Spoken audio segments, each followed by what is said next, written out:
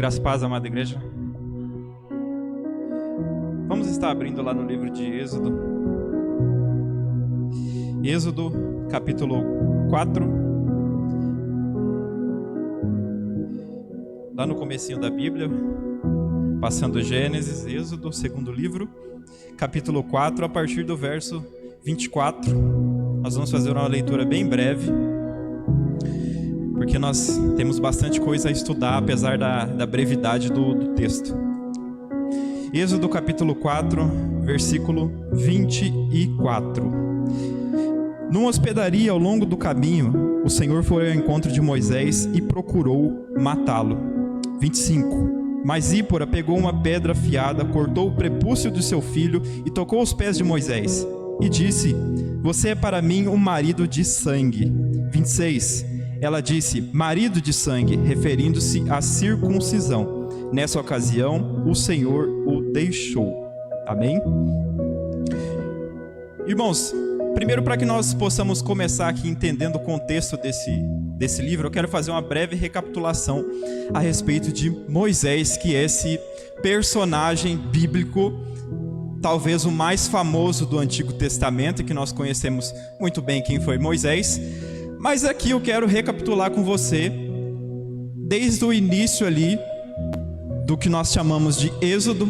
A palavra Êxodo em si quer dizer pessoas saindo. Nós conhecemos a história de Êxodo, de um povo que estava sendo escravizado pelo faraó, saindo, sendo libertado por Deus, e Moisés sendo o libertador ali utilizado por Deus. Mas nós, recapitulando, quando nós viemos ali para Êxodo capítulo 1, a palavra de Deus vai dizer que os israelitas, depois que José e todos os seus irmãos ali haviam morrido, e o faraó, o antigo faraó do Egito, em que nós conhecemos a história em que José se tornou ali governador do Egito, ele tinha ali uma aliança ali junto com o faraó, e tudo corria muito bem em relação aos israelitas. A partir desse momento as coisas começaram a ficar ruins para o povo hebreu, aos israelitas, assim como nós podemos dizer.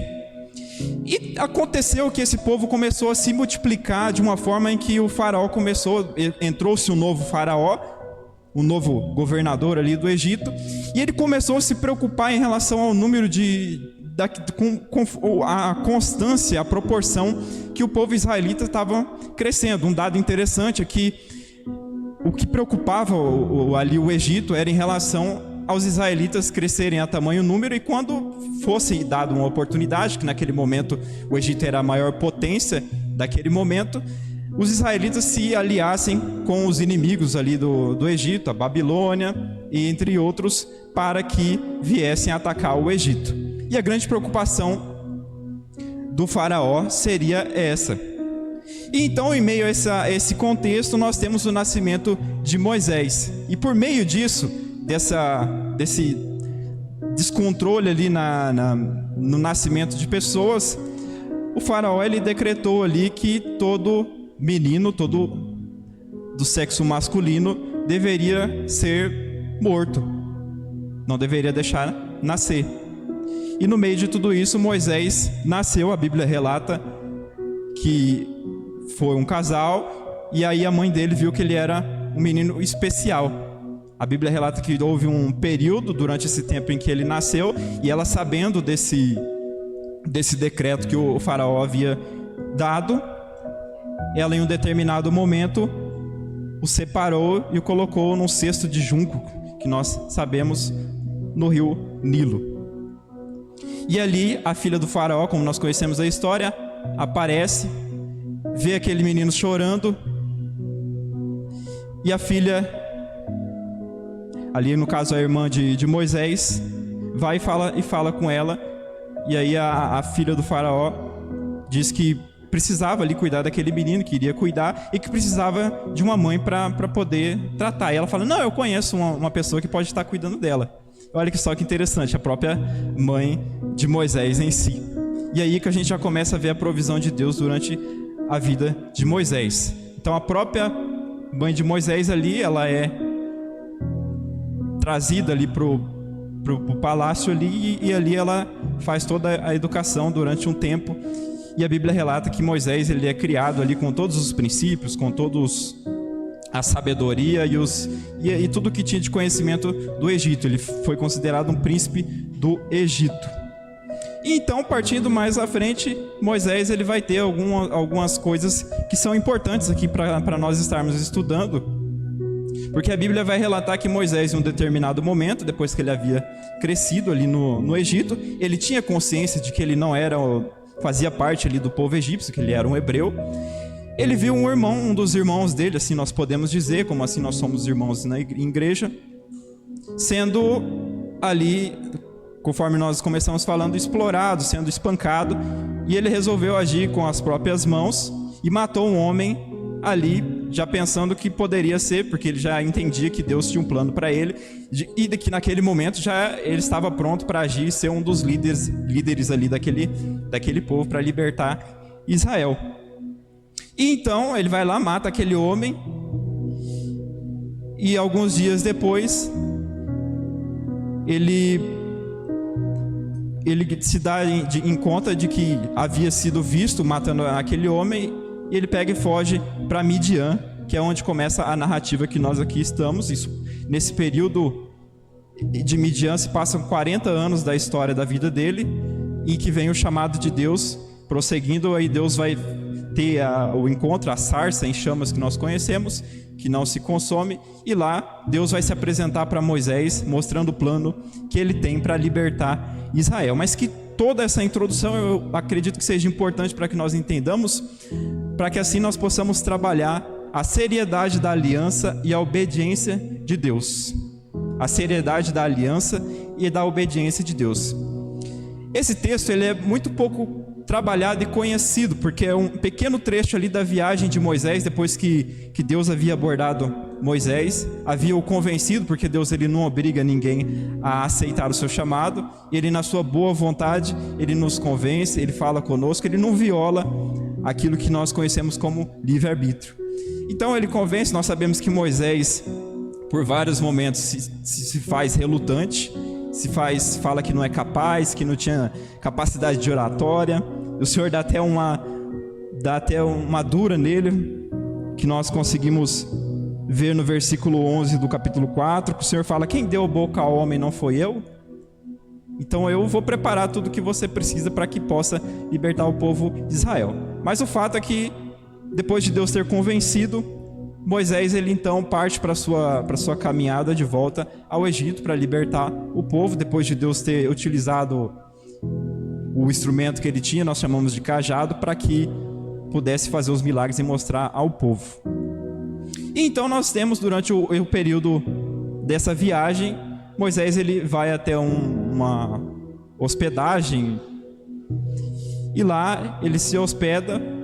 Ele sai junto com a sua esposa, os seus filhos, e lá ele se hospeda, e a palavra de Deus, como nós começamos a ler aqui, fala que o Senhor veio para matá-lo. Em algumas traduções, as mais tradicionais, a grega, indica que pode ser ou Moisés ou o filho dele, fala que o Senhor veio o matar. Então, por isso que eu gostaria de abordar hoje esse assunto com a igreja, que é em relação à seriedade da aliança e à obediência de Deus. A seriedade da aliança no sentido de que, como nós sabemos, a circuncisão, e aqui nós, pelo final do texto, nós já vemos que isso é o motivo pelo qual Deus queria ali matar Moisés, ou seu filho, não fica exatamente claro em algumas traduções, mas nós podemos entender que o Senhor não estava feliz com aquela situação. Então Moisés ele estava a caminho do Egito, comissionado por Deus, e mostra para nós que antes de nós liderarmos outras pessoas, de nós termos um ministério adiante, quando nós vamos ajudar pessoas, nós vamos proclamar o Evangelho, nós vamos falar de Jesus, mostra que nós precisamos estar em plena comunhão com o Senhor, que é justamente o que aconteceu com Moisés. Por isso que nós estamos falando sobre aliança e obediência. Porque se nós voltarmos um pouco atrás, Deus ele estabeleceu uma aliança com o povo de Israel em que era necessário se realizar a circuncisão. A circuncisão ela era um pacto físico em que demonstrava em que o povo tinha uma aliança com Deus. E Moisés ele havia esquecido de um dos seus filhos. Nós temos alguns estudos que dizem que nós sabemos qual os nomes dos filhos de Moisés, Gerson e Eliezer, mas um dos estudiosos, eles analisam e falam que Moisés, ele conseguiu ali, ele fez o ritual conforme deveria ser feito em relação ao filho, e o outro ele havia negligenciado por conta de algumas questões que nós vamos abordar aqui. E então a palavra de Deus relata que veio até ele. Então o primeiro ponto que nós precisamos trabalhar aqui a partir desse texto é de que Deus, ele exige obediência total. No versículo 24 do texto, versículo 24 diz que numa hospedaria ao longo do caminho o Senhor foi ao encontro de Moisés e procurou matá-lo. E aí nós paramos para pensar o porquê, né? Se Deus está chamando, Deus acabou de chamar Moisés, por que ele está aqui querendo matar Moisés? É justamente o que nós estávamos falando anteriormente. Deus, ele vai lá e interrompe de maneira drástica. Deus fez o chamado, convenceu Moisés, mas aí, como se fosse um estalo de um tempo, ele fala, peraí, falta alguma coisa. Moisés, ele havia negligenciado a circuncisão do seu segundo filho, que é o Eliezer, quebrando a aliança estabelecida com Abraão em Gênesis 17, 9 ao 14, nós vemos o relato lá de como era feito esse pacto. A circuncisão, ela era um sinal visível da aliança entre Deus e o seu povo. E Moisés, ele falhou ao desobedecer, no caso, esse mandamento. Ele cumpriu de forma parcial. E aqui o ponto principal que pega é em relação à obediência total. Porque muitas vezes nós obedecemos a Deus de forma parcial. Como Moisés fez aqui nesse caso. Talvez se nós fôssemos analisar pelos nossos próprios olhos, nós vamos ver Moisés como um homem que manteve ali quase no 100% das vezes em suas decisões corretas.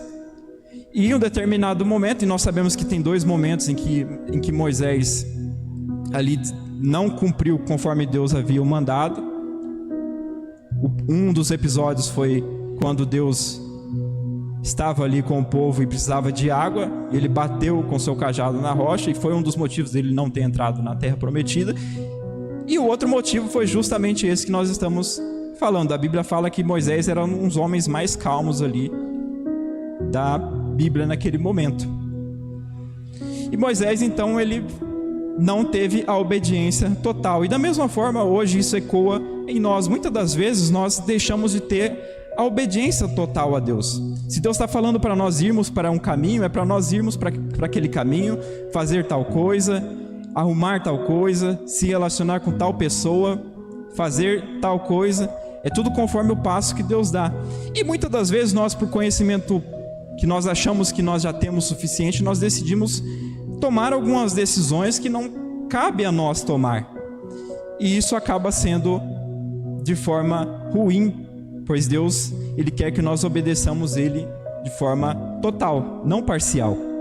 E aqui nesse caso era a circuncisão.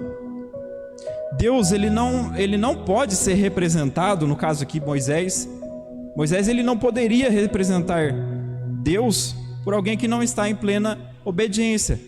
Se nós queremos representar a Deus, se nós queremos ser embaixadores do reino, falar do Senhor, abençoar pessoas, nós precisamos primeiro arrumar a nossa casa. Nós precisamos primeiro ser obedientes a Deus. Nós precisamos primeiro obedecer a Deus a todos os seus mandamentos, como ele diz.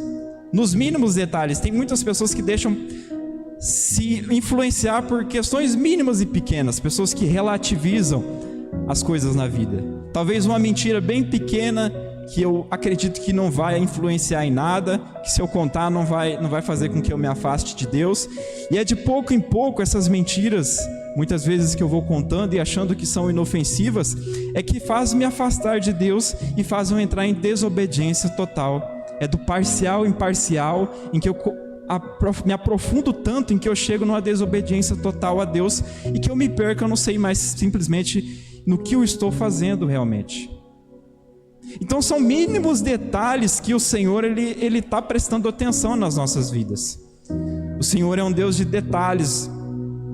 Ele percebe tudo aquilo que nós fazemos. Então não adianta nós tentarmos enganar a Deus. Então seja obediente a Deus, seja obediente a Deus, seja nos pequenos detalhes e nos maiores detalhes, quando as pessoas não estão percebendo. Um dos maiores desafios hoje da humanidade, e nós vemos hoje que as pessoas elas são mais valentes por detrás dos celulares, elas são outras pessoas. E aí quando nós encontramos elas fora do celular, fora das redes sociais, elas são outras pessoas. O grande desafio é quem é você quando você não está sendo observado. Será que você tem obedecido a Deus quando você não está sendo observado? Será que você tem mantido os mandamentos de Deus quando você não está sendo observado? Isso não serve só para a igreja, mas para mim também. Será que nós estamos sendo servos de Deus quando nós não estamos sendo observados? Durante uma transação financeira, um negócio que eu estou fazendo, um possível ganho que eu posso ter em alguma situação em que não agrada a Deus? Será que eu tenho analisado esses mínimos detalhes? Talvez alguma atitude minha pode ter desagradado a Deus. Deus ele não vai vir nos matar como fez com Moisés, mas ele vai vir nos mostrar o caminho para a correção. Ele vai vir nos mostrar como o Espírito Santo nos incomoda para que nós venhamos a corrigir. Então Deus ele exige obediência total, não é parcial. Um exemplo muito claro que nós temos em 1 Samuel, capítulo 22, Deus diz assim: tem porventura o Senhor tanto prazer em holocaustos e sacrifícios, como em que se obedeça a palavra do Senhor? Eis que obedecer é melhor do que o sacrificar, e o atender é melhor do que a gordura de carneiros. Aqui nesse contexto, nós temos Saul, nós conhecemos Saul, foi ungido a rei, foi rei. Em um determinado momento da sua vida, ele começou a tomar decisões por conta própria. Um dos episódios mais conhecidos é que Saul teve uma determinação de Deus para que ele destruísse por completo os amalequitas e não saqueasse os espólios, as coisas. E Saul decidiu por conta própria poupar o rei e o melhor do gado daquele povo, desobedecendo a ordem de Deus. Nós sabemos que depois de tudo isso, tudo desmoronou para Saul, as coisas não começaram a dar certo, e nós sabemos toda a sucessão do que se foi. Ele não foi mais rei e teve um final trágico do que poderia ser uma vida que poderia transformar ali aquele povo. Mas Saul decidiu por si só ser parcial em relação àquilo que Deus estava exigindo na sua vida, aquilo que Deus tinha preparado para a sua vida. Então o que fica para nós aqui nesse primeiro ponto que nós estamos estudando é que nós precisamos examinar a nossa vida e identificar onde nós estamos falhando em obedecer a Deus. Pode ser que seja na nossa vida familiar, de repente com algum familiar, o perdão em si é algo que pega muito nós, é a questão do perdão. Talvez a gente não perdoe as pessoas completamente. Talvez a gente só fale que perdoa, mas de fato não perdoa. E isso é algo que desagrada a Deus também. Talvez algum familiar que você ainda esteja chateado e que já pediu perdão para você e você ainda está chateado. Aproveite para realmente perdoar essas pessoas. Talvez nas finanças, talvez nos relacionamentos, talvez nas nossas devoção pessoal para com Deus. A obediência total, ela começa com o coração disposto a se alinhar com a palavra de Deus. Uma citação interessante de um evangelista, ele foi um grande evangelista americano, Dwight Lyman Moody. Ele diz que a obediência significa seguir em frente, quer sintamos vontade ou não. Muitas vezes agimos contra os nossos sentimentos para cumprir a vontade de Deus. O verdadeiro filho de Deus, ele é aquele filho que ele obedece a Deus, ele não tem mais a vontade de criança, ele não é mais criança. O pastor Júnior fala muito sobre isso. É a maturidade de não ser mais criança, de fazer só aquilo que eu quero. O verdadeiro filho de Deus, aquele que quer obedecer a Deus, é o que obedece a Deus mesmo sabendo que aquilo não é o que ele querendo fazer, que é aquilo que muitas vezes vai tirar ele da zona de conforto dele, que muitas vezes não vai fazer bem exatamente naquele momento para ele, mas Deus sabe o caminho final daquilo que vai acontecer, do bem que vai te fazer no final de tudo, porque Deus ele enxerga a sua história do início ao fim. Então a obediência significa nós seguirmos em frente, mesmo nós tendo vontade ou não. A obediência ela tem que estar sempre em dia para com Deus. Nós precisamos agir contra os nossos sentimentos e sermos mais racionais, nós pensarmos mais para Deus, nós termos fé em Deus e seguirmos conforme o que Deus tem para as nossas vidas. A aliança também, quando nós paramos para estudar esse texto, ela exige um derramamento de sangue. Aqui nós vemos que é uma tipologia messiânica. O que é uma tipologia? É uma referência a Jesus, ao Messias aqui no Antigo Testamento, aproximadamente 1500 anos antes de Cristo. Um trecho desse tamanho e Jesus está sendo citado aqui. Versículo 25 do texto. Mas Zípora pegou uma pedra afiada, cortou o prepúcio de seu filho e tocou os pés de Moisés e disse: você é para mim o marido de sangue. Como nós começamos falando aqui, a circuncisão, ela envolvia o derramamento de sangue, que era você fazer um corte ali no prepúcio do órgão masculino das crianças. E isso, como nós começamos falando, era um símbolo da seriedade da aliança com Deus. E sem esse ato, Moisés ele estava fora da proteção da aliança que Deus tinha prometido para ele. E um paralelo muito interessante é que, se nós pensarmos, é que assim como essa aliança, esse derramamento de sangue era necessário no Antigo Testamento ali para as crianças, houve um derramamento de sangue por meio de Cristo. Cristo derramou o seu sangue como sacrifício para que nós possamos assim ser salvos e fazer uma aliança conosco. É o mesmo paralelo. Então nós temos aqui o Messias declarado aqui como um dos primeiros símbolos ali do sangue. Então a aliança com Deus, ela exige o derramamento de sangue, por mais que seja bruto em si, que nós vemos aqui que a esposa ela pega aquela pele e joga em Moisés por estar indignado com aquela situação.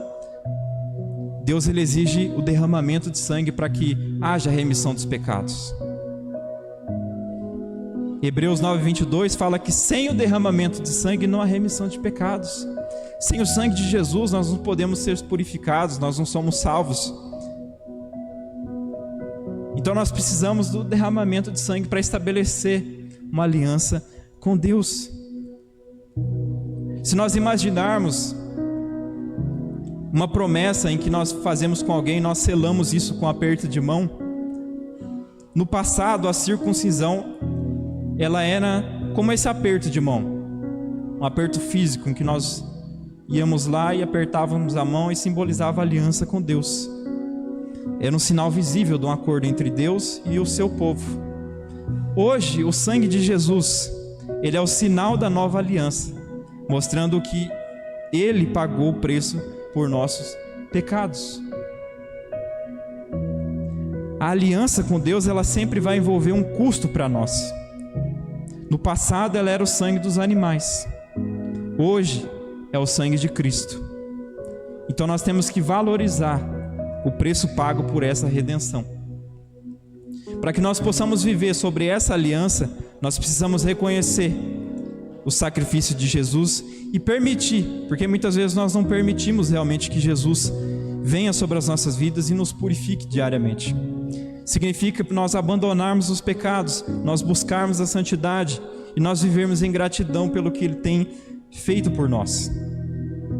Em 1 João capítulo 1, verso 7, Deus vai dizer que se porém nós andarmos na luz, como Ele está na luz, temos comunhão uns com os outros e o sangue de Jesus, seu Filho, nos purifica de todo o pecado. Então a aliança que fica claro, como esse texto estabelece também, como naquela época havia necessidade do derramamento de sangue por meio da circuncisão, há necessidade do derramamento de sangue, houve a necessidade por meio de Cristo, e nós hoje precisamos permitir que esse derramamento de sangue, que essa presença do sangue de Jesus que nos purifica adentre as nossas vidas e que nós possamos assim ser transformados, porque de nada adianta, a palavra de Deus fala que o Senhor bate a porta, mas nós precisamos abrir para que Ele transforme as nossas vidas.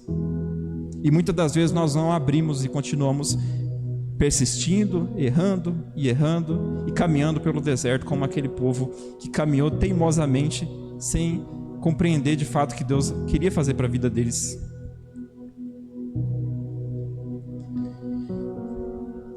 Nós devemos também nos atentar, agora partindo para o versículo 25 e 26 do texto,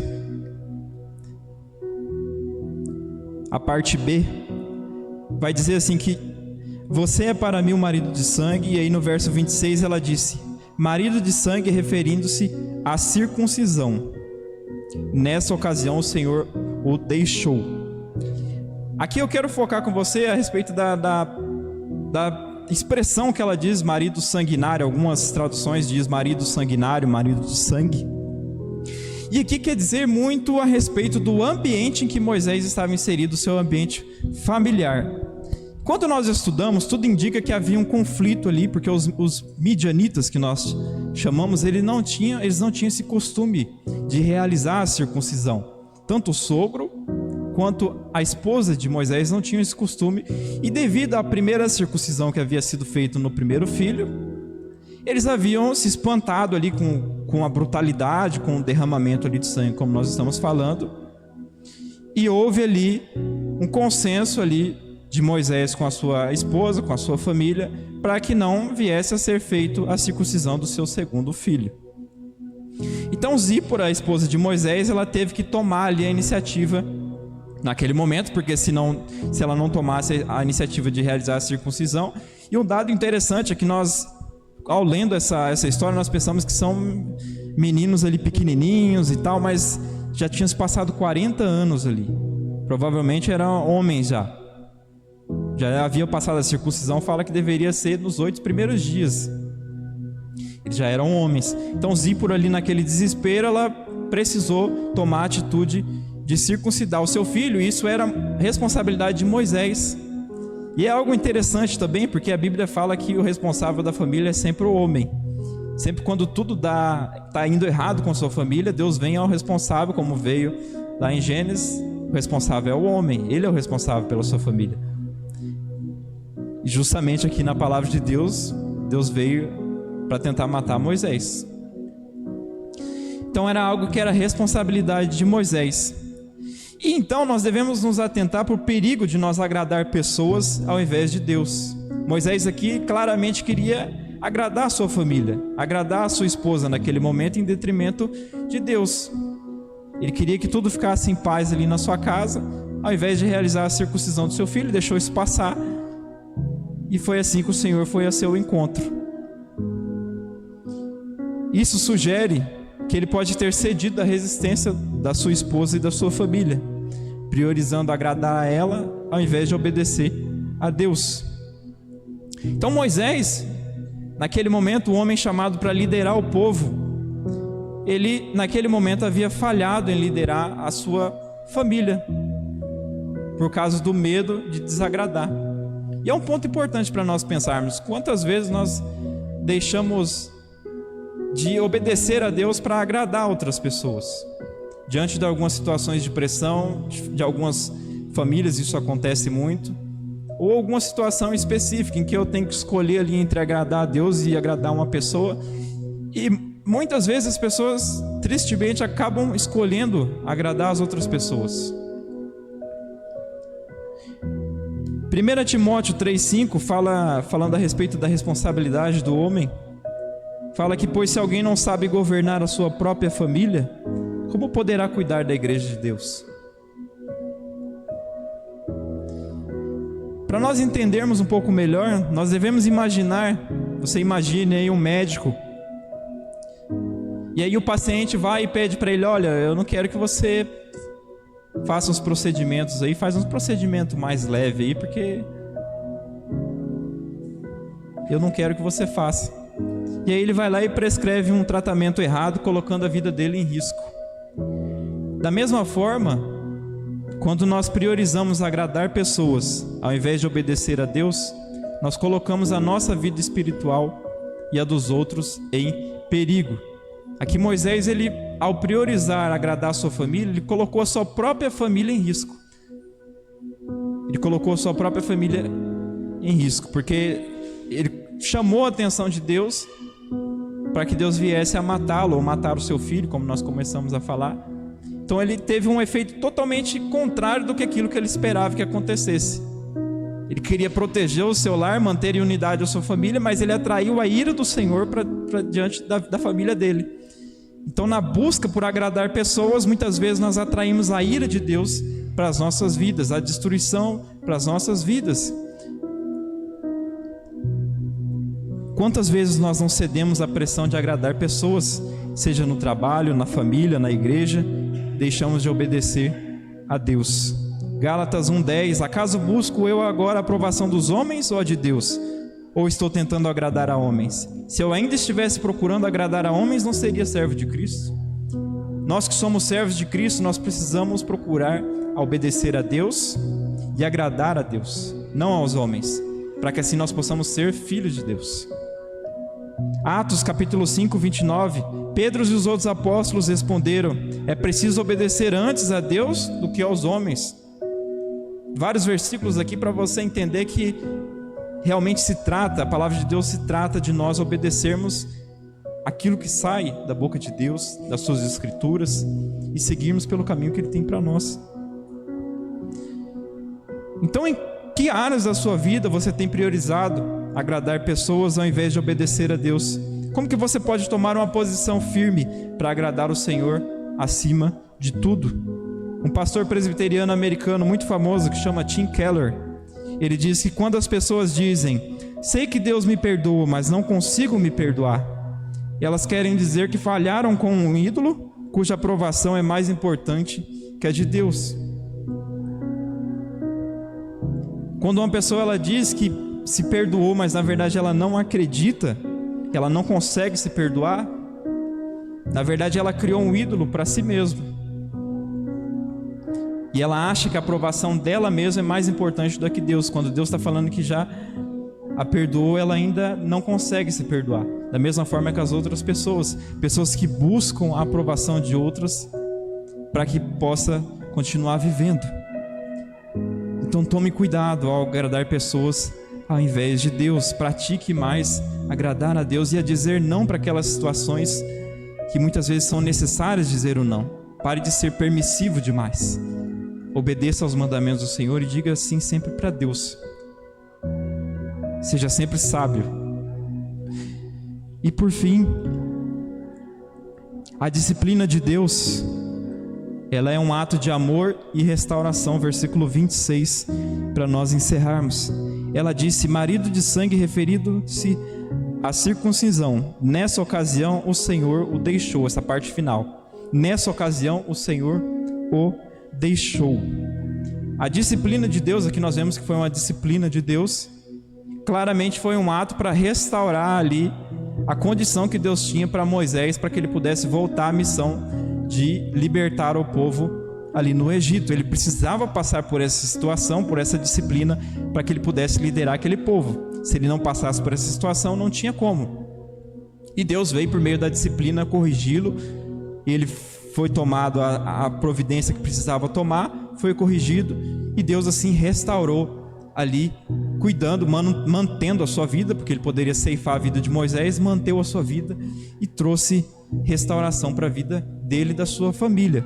Mesmo ali com as brigas entre a sua família ali que não queria, as coisas fluíram e resolveu. Então a disciplina de Deus, ela é um ato de amor e restauração. Muitas das vezes é algo que dói, é algo que Deus quer disciplinar em nós, e nós é dolorido, nós não queremos ali arrumar, corrigir, mas é preciso. Mesmo que doa, a gente precisa corrigir, a gente precisa melhorar. Após a correção, Deus se afastou ali de Moisés, não quis mais matá-lo, indicando que o problema foi resolvido. É melhor nós resolvermos o problema que nós temos ali com Deus, do que Deus ficar ali com as mãos pesando sobre as nossas vidas. É melhor nós sermos repreendidos, disciplinados por Deus. A disciplina de Deus, embora dolorosa e vista ali pela esposa dele como sanguinária, ela é um ato de amor e necessário para nos restaurar e preparar os propósitos de Deus para as nossas vidas. Deus ele não estava rejeitando Moisés, mas corrigindo para que ele estivesse pronto para a missão. Da mesma forma, ele está corrigindo hoje nas nossas vidas tudo aquilo que nós precisamos corrigir antes de ir para uma nova missão que ele tem para as nossas vidas. Às vezes falta alguma coisa ali para nós ajustarmos e nós estivermos prontos para a missão que ele está preparando para as nossas vidas. Provérbios 13:12: pois o Senhor disciplina quem ama, assim como o pai faz ao filho de quem deseja o bem. O Senhor disciplina a quem o ama. Em vez de resistir, nós devemos permitir que o Senhor nos transforme, sabendo que a correção é um ato de amor. E por fim, uma citação de C.S. Lewis, que eu acho muito importante, acredito que seja muito importante para que nós venhamos a pensar.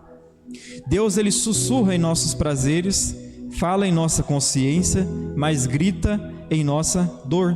A dor é o megafone de Deus para despertar um mundo surdo.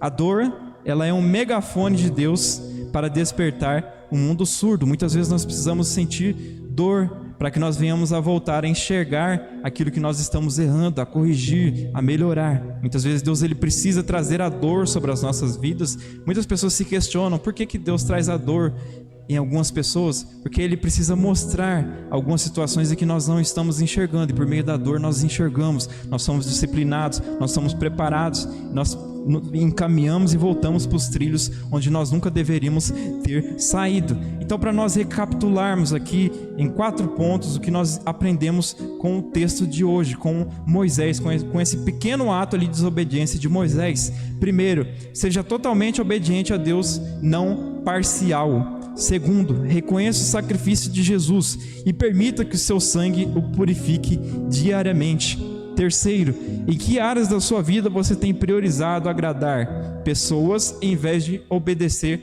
a Deus? E quarto, permitir que a disciplina de Deus te transforme, sabendo que sua correção é um ato de amor e restauração. Que nós possamos examinar o nosso coração, reconhecer as nossas falhas e nos voltar para o Senhor com humildade e arrependimento. Deus, ele nos chama para uma vida de obediência total, como nós começamos falando aqui. Não obediência parcial, como fez Moisés naquele determinado momento, mas uma vida de obediência total, aliança firme e submissão à vontade de Deus. Que nós possamos responder a esse chamado com entrega e gratidão, vivendo em plena comunhão com o Senhor. E eu quero fechar com Isaías 6:8, que diz, eu quero que você repita o final comigo, porque é algo que Deus tem para você hoje e que Ele precisa da tua resposta. Então ouvi a voz do Senhor conclamando: quem enviarei? Quem irá por nós? E eu respondi, eu quero que você repita: eis-me aqui, envia-me. Eis-me aqui, envia-me. Então que o Senhor possa, ao chamar, que você possa responder ao Senhor: eis-me aqui, envia-me. Eu estou disponível para que o Senhor me utilize, para que o Senhor faça a tua vontade. Eu não vou desobedecer ao Senhor. Eu aceito ser disciplinado pelo Senhor. Eu quero viver o teu propósito. Eu quero obedecer ao Senhor do início ao fim da minha vida. E por isso eu estou aqui para servir ao Senhor, para ser enviado ao Senhor e servir ao Senhor. Amém? Vamos nos colocar de pé para nós estarmos orando.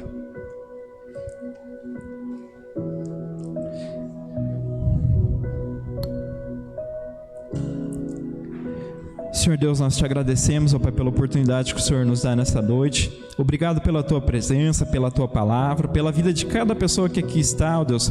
Obrigado pelo teu perdão, ó Deus, que nós possamos a cada dia mais sermos mais obedientes, que nós possamos, como a palavra de hoje, ó Deus, nós possamos praticar mais a tua palavra, possamos priorizar mais o Senhor, priorizar o teu reino, priorizar as coisas do teu reino, as obras ali que nós estamos fazendo para o Senhor, sempre fazendo com excelência, ó Deus, sempre priorizando a tua palavra, os teus mandamentos, as tuas escrituras. Que o Senhor seja o centro nas nossas vidas, ó Deus. Abençoe a vida de cada família que aqui está, ó Deus. Se há algo que tem criado, ó Deus, atritos, problemas, ó Deus, que o Senhor vai quebrando todas as correntes, tudo aquilo que não faz parte, ó Deus, do teu reino, que não pertence ao Senhor, ó Deus, que é parte da obra do maligno, ó Deus. Eu repreendo no nome do Senhor Jesus, ó Pai. Que o Senhor esteja curando famílias, restaurando, como o Senhor diz ali no teu texto, ó Deus. Que o Senhor esteja repreendendo, que o Senhor esteja disciplinando e trazendo restauração, ó Deus, trazendo novamente o amor, amor, ó Deus, a afetividade, ó Deus, trazendo a tua presença, ó Deus, para cada família que aqui está, ó Deus, que faz parte aqui dessa família num total, ó Deus, que é a família Casa de Oração, ó Deus. E seja abençoando, ó Deus, este restante de semana, em cada pessoa, em cada trabalho, ó Deus, em cada pessoa que aqui tem alguma função, ó Deus, que o Senhor esteja abençoando, que essas pessoas possam ser luz, ó Deus, possam fazer a diferença e possam abençoar outras pessoas, ó Deus, que ao ouvir essa palavra, ó Deus, possa fazer efeito, surtir efeito na vida de cada um, e que nós possamos não só praticar, mas entender a tua palavra também, ó Deus, todos os dias, que nós venhamos a procurar mais de Ti, a querer mais de Ti, ó Deus, e a fazer aquilo não só que nós queremos fazer, mas sim o que o Senhor deseja fazer, mesmo contra a nossa vontade. Que a Tua vontade cresça, ó Deus, que o Senhor cresça e nós venhamos a diminuir, ó Deus, como a Tua própria palavra diz, ó Deus. É o que nós oramos e já Te agradecemos, ó Deus, no nome do Senhor Jesus, ó Pai. Amém e amém. Que Deus abençoe. No domingo vai ser ceia no domingo? Ceia do Senhor no domingo. Horário padrão que nós sabemos, às 7h30. Então, não deixe de convidar a sua família, os amigos e entre outras pessoas que você assim puder convidar. Que Deus abençoe, você possa ir em paz até domingo às 7h30. Que Deus abençoe.